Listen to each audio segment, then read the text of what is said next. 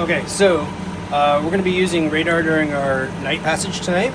That's important because it allows us to see things that don't have lights or don't make a sound or we're not aware of at night.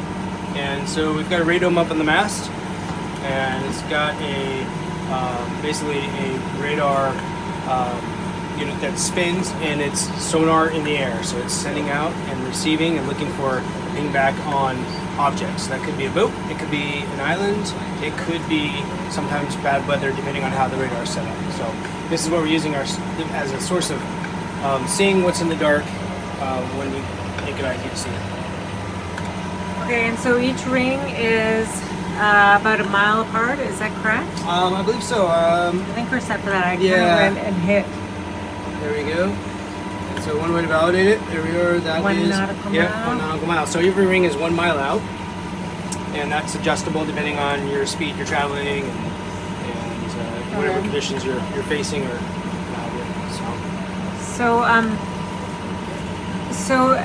when should we be worried? Like if we spot something and it's just like different, and if it's starting to close in, and when should we be like, hey, something weird's going on here, or well, make a move to...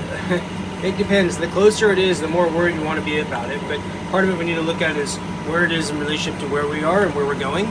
So if it's maintaining a constant bearing from us and throughout our travel and their travel, then that is likely a possible path of collision. So if it's obvious that they are going in a direction that's going to be well away from us, then we may not be as concerned. Just kind of situational. Okay.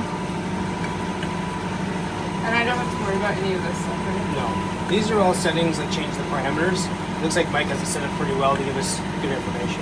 You can turn this down kind of like a radio where you pick up a bunch of stuff you don't want to see.